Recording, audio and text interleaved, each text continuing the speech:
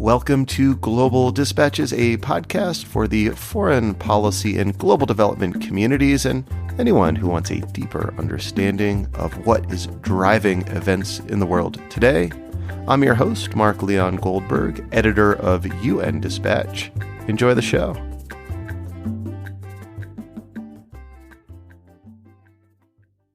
Every 6 to 8 years, the United Nations Intergovernmental Panel on Climate Change, the IPCC, undertakes a massive review of the latest science around climate change. Right now, we are near the end of one of these cycles of scientific review. Because the work is so large in scope, the IPCC splits its findings into 3 reports, covering different aspects of its work. In August, the IPCC released a report on the drivers of climate change. Then, in late February this year, it released a report on the effects of climate change. And on Monday, April 4th, it released its 3rd report, this time focusing on the scientific consensus around what can be done to mitigate or prevent climate change. My guest today, Ryan Hobert, is the Managing Director of the United Nations Foundation's Climate and Environment Team. We kick off discussing the processes behind these IPCC reports before diving deep into some of the specific findings of this latest scientific effort. I think you'll find this conversation very useful. I know I did. I often find these IPCC reports to be rather dense and sort of impenetrable to me as a journalist. But as you'll see, Ryan Hobert does a very good job of breaking down the key findings of this report, including its implications for the agriculture and food and land use sectors. And as always, feel free to reach out to me if there are people you'd like me to interview or topics you'd like me to cover or anything that is on your mind. And I always appreciate feedback, positive or negative. I've been doing this for a long time, and any feedback is always much welcome. Thanks. All right, now here is my conversation with Ryan Hobert of the United Nations Foundation. The IPCC, the Intergovernmental Panel on Climate Change, is essentially the United Nations climate science body. It was created in 1988 by 2 UN entities, the World Meteorological Organization and the UN Environment Program. And its role is to provide governments with scientific information and regular assessments to inform their climate policies. It also has played an important role, as you can imagine, with the international negotiation process. And it's universal. So it has all 195 country governments of the UN are members of the IPCC. So just a couple things. So one is it doesn't produce any original research. It publishes peer review. It assesses peer-reviewed scientific literature. And it pieces together a complete picture of where things stand on climate change, and it also involves a very diverse group of hundreds of scientists from all those 195 member governments, and that's why it's seen as the ultimate authority on climate science and represents the consensus on climate change. So the way it works is that the IPCC operates through multi-year assessment cycles. So, and those cycles last anywhere from 5 to 7 years, usually on the longer end of that time frame. And so there will be, usually in the process of a cycle, there will be several what they call special reports. And then in about a 2-year period at the end of any cycle, there will be 3 working group reports and then 1 synthesis report that kind of sum up everything that's known that has been gathered over that time period. And it's these synthesis reports that are like the big deal reports in terms of the output of the IPCC. So the synthesis reports are the big deal in terms of summarizing everything from the cycle. But the 3 working group reports themselves each have what's called a summary for policy makers. And those reports themselves are negotiated by governments based on the underlying science in the working group reports. So just very quickly, so the three working group reports in this cycle, we had working group one that came out in August, and that was on the physical science basis of climate change. So kind of the basic science. Working group two came out in late February, and it covered impacts, adaptation, and vulnerability. And then working group three just came out earlier this week, and it covered mitigation, so the solutions aspect. But each of those working group reports have their own processes, their own technical leads, et cetera, and they each end in a week to 2 week negotiation among governments with the IPCC and the lead scientists. And again, we're speaking just a couple of days after that working group 3 report was released. And I understand that, it kind of came down to the wire in terms of putting the sort of, dots on the lowercase j's and crossing the t's in terms of the summary for policymakers. Is that right? That's exactly right. So it was the longest negotiation. It went over by several days. In fact, it delayed the final press conference, which was supposed to be early in the morning, U.S. time, on Monday morning, and ended up happening later in the day. And it was largely because of political wrangling. I mean, in typically the IPCC, I mean, they're very clear about how they are not being politically prescriptive. They're providing the assessment tools for governments to make their own policy decisions. But inevitably, given the polarization, given the kinds of things that they're saying in their reports, a number of governments are very vocal about how things get framed, which topics get raised, and just to also say that these summary for policymakers are much shorter. They're typically the thing that actually gets read by the broader public. And they can be somewhat different than what's in the underlying reports. And the underlying reports are so big and so large that a lot of different things can be pulled out of that to be put in the summary for policymakers. So in this particular example of the Working Group C3 report, we had India and Saudi Arabia in particular that had a lot of objections to how things were being portrayed in the draft. And so it took an extra several days, which is usually more of kind of within the UNFCCC, the climate negotiating body. That's where things tend to go over, less in the IPCC. But in this case, that happened. And it sort of makes you wonder whether some of the politics of the broader negotiation process is infecting even these science endeavors. Well, I want to get into the substance of the report, but I am curious to learn, like, what were, say, India and Saudi Arabia's objections? Yeah, so India was largely objecting on issues related to responsibility of countries. And while the report itself doesn't directly touch on who should do what, again, they're not policy prescriptive. There are the way you emphasize certain things could lead you to believe that countries should have a responsibility to do more or less based on their historical responsibility, their capacity, things like that. So that was largely in what India was pointing out. Saudi Arabia for a long time has been well known within the climate negotiations and in these kinds of fora to block certain things and to object, particularly when the implications of things like these reports show that fossil fuel extraction, development, and consumption are going to need to be drastically cut back since they're largely a fossil fuel based economy. Yeah, the final report did say precisely that, right? Exactly. About it, and that's sort of the remarkable thing in the end is that they go along with these reports that essentially say we need to very quickly transition away from fossil fuels.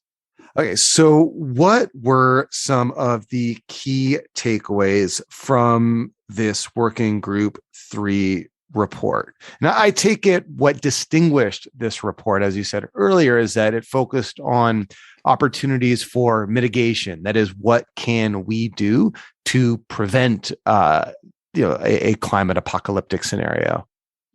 Yeah, that's right. So we'd already gone through what's the basic science, then what are the impacts and how are we going to adapt? And so this third part is about what are the solutions, how do we mitigate, and then what do we need to do in order to stick to the goals that we've set ourselves. So essentially, what it said, I mean, the big headline is we're not on track. The Paris Agreement in 2015 set goals of staying below 2 degrees of warming compared to pre-industrial levels, aiming, if possible, at keeping temperatures from rising no more than 1.5 degrees. That's Paris's stretch goal. And essentially, what this report says is we're not on track. We're not on a trajectory to get us there. Even with the commitments that have been made since Paris, we're probably more on a 3-degree course. So, double that 1.5 goal. That said, they clearly said that it's within reach to stay to be at 1.5, but that means really, really drastic emissions reductions in a very short amount of time. So they essentially said that emissions have to peak and start to very quickly go down by 2025. So in the next 3 years, and that we would have to reduce our emissions globally by something like 40% by 2030. So a really big task. But they also said that we have the technologies we need to get this done, at least to get well on the way of reducing emissions over the next few years. And I think for the first time compared to previous reports, that these technologies are now cheaper. And in many cases, even in the developing world, they're the preferable option. So they said that solar and wind costs fell by 85 and 55% respectively over the last 10 years. Again, making them cheaper than fossil fuel powered electricity generation in most places. So their point was really that the obstacles at this point are political rather than technological. And it seems also a good deal of the public commentary I've seen around this report also has highlighted that perhaps for like the first time, at least in a meaningful way, the IPCC is embracing or at least giving much credence to like carbon capture and sequestration. Is that right? Yeah, that's correct. So, and this can be a touchy subject for a number of reasons, but they essentially said that what they call carbon removal, which is not just reducing the emissions that we're putting out there, but actually finding ways to sequester and do away with emissions that are already in the atmosphere, that carbon removal is unavoidable if we want to reach what they call net zero by mid-century. And then they talk about ways to draw down CO2 and other gases. Obviously there's, reversing deforestation, but then there are also more technological approaches which involve what they call direct air capture, which is essentially taking carbon right out of the air. There are a number of other technologies, and they range from natural sinks, what they call sinks, absorption,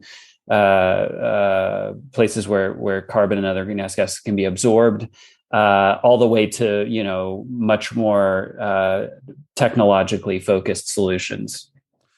So in addition to rapidly moving away from fossil fuels, somehow embracing or advancing work and progress on some of these other technologies like carbon capture and sequestration. Another big focus of the report, and I know your area of expertise, is around how the agriculture sector and land use and food systems could be harnessed to support global efforts to combat climate change. What does the report say about that? Yeah, it's a really interesting question. So the report essentially says that between agriculture, forestry, and other types of land use, those together are contributing over a fifth of greenhouse gas emissions. They say 22%. And then if you think about food systems, so a slightly different way to conceive of it. So that's the agriculture, the production of food, transport, sales, and then the resulting waste of food consumption. That makes up about a third of greenhouse gas emissions. So either way you look at it, it's really huge. It's a really big chunk. And that's true in terms of emissions, but it's also it's true in terms of reduction potential. And it makes very clear that that agriculture and food and forestry have the potential to provide large scale greenhouse gas emissions reductions. But they offer a number of caveats about how there's no one size fits all approach when it comes to addressing these emissions, and that they need to be tailored at the local and in particular socioeconomic contexts. I mean, so I take it there's no like single low hanging fruit in terms of what can be done, perhaps with a minimum amount of political will to use this sector to improve our climate, or in other words, use this sector as a way to mitigate climate change. Yeah, I think there are a lot of different solutions. I mean, they're the ones that are obvious and that we know of, and probably the first one there is preserving and restoring forests. There are a number of reasons to do that, including biodiversity reasons, microclimate reasons, et cetera. They touch on peatlands and wetlands, essentially carbon that's in a wet form that's been deposited over thousands of years, and that's very, very rich in carbon, and that we tend to drain and use. It's very fertile soil, so we tend to use it for agriculture. But those are ticking time bombs in terms of carbon. But there are other strategies, including managing the soil carbon, whether it's in grasslands or in croplands, agroforestry, which is an intermixing of agriculture and forestry to provide shade and humidity in optimal ways. There are ways to improve rice cultivation, especially to reduce methane emissions.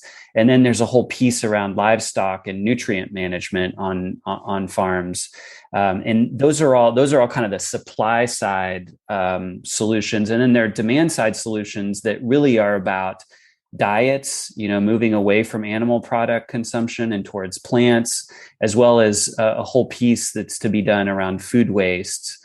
And the resulting methane emissions from the about 1/3 of all food that we waste at the end of the food chain.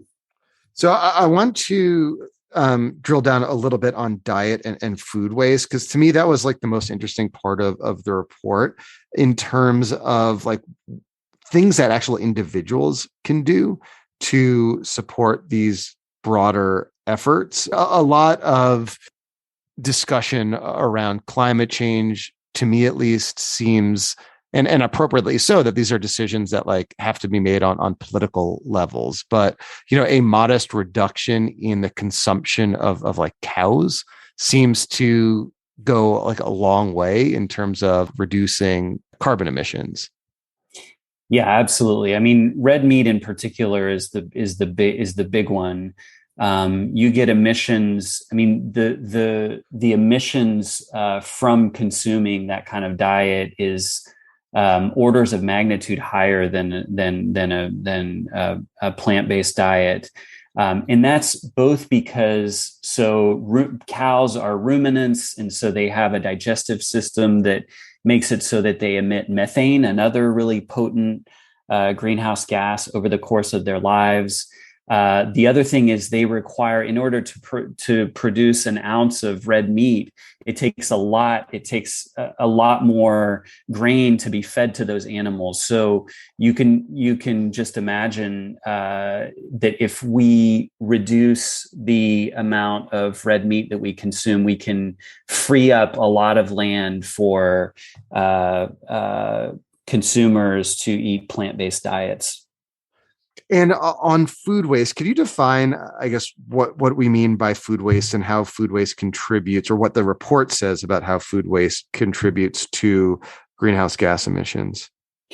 Yeah, so there's essentially two parts to it. One is the losses in on the field, either because of pests or because crops stay out in the field too long, or other issues before they get to market. And then at the end of the chain, there's the whole issue of food that's wasted because it's not consumed. It's perfectly good food, but it just doesn't get eaten for various reasons. And that's where, as you say, Mark, there are a lot of opportunities for individuals to take responsibility for making sure that we eat the food that we purchase. And it's essentially, it's doubly bad to waste food, because you're wasting all the carbon and greenhouse gases embedded in the production of that food. And then when that food goes to a landfill, it emits methane, which is a short-term, very potent, as I was saying, short-term greenhouse gas. So it's basically double points against food waste. So that's one of the areas where people can be much more conscientious about not wasting, and that can be a really significant part of the solution. I mean, so lastly, as you said, this is a report of scientists, though influenced by politics to a certain degree. To you, though, as someone who has followed this issue for a while, has followed these processes for a long time, what would you say are some of the key, policy implications of this particular report? Yeah. So I think, going back to what I was saying earlier, the big one is that we have absolutely no time to lose, and we have to make really big changes in a very short amount of time. And I think you have, for example, the Secretary General, who makes that very clear in his pronouncements, and including in the fiery speech that he gave at the press conference for the release of this IPCC report. I saw that, and it was fiery. I was expecting him to start rattling off the names of CEOs of fossil fuel companies. He seemed like that. He seemed on the verge, but go ahead. Sorry. Well, and it's really remarkable that we've now had a second Secretary General in a row who's essentially had climate change as their top priority. I think that's really, to talk about leadership on climate change from the UN, it's coming from the very top. But to come back to your question, I think it's a real call for governments to act now and to act decisively. I think the real challenge right now is that we see geopolitics taking over in a significant way, particularly with the war in Ukraine, and a little bit like COVID, the beginning of the COVID pandemic a couple of years ago. There's sort of this moment when we realized that. Both because of emissions going down quickly, because economies were at a standstill, but then because of recovery packages, there was this opportunity to really shift how we do business across the world and really reduce our emissions. And I would say that we seized that opportunity to some extent, but not nearly the way that some had hoped. I think similarly here with the war in Ukraine, you've got particularly Europe that's really being pressured now to make a transition away from imports, particularly of fossil fuels from Russia, and having to make very dramatic changes in a short amount of time. And that's the kind of thing where it could go either way. It could pressure them to lock in over a longer period of time fossil fuel import potential, or it could encourage them to aggressively pursue energy efficiency, renewable energy, and other solutions that would be a total transformation of how things happen right now. So I think this report comes and reinforces the idea that these things are possible and that geopolitics can play against climate action, or it can be a little bit of a boost and can be the old adage that a good crisis is an unfortunate thing to waste comes true. Well, Ryan, thank you so much for your time. This was very helpful. Good. Thank you. Appreciate it. All right. Thank you all for listening. Thank you to Ryan Hobert for his time. This was great. A very good and easily understandable explanation of what was in this latest IPCC report. And the final report in this cycle will be due out later this year. All right, we'll see you next time. Bye.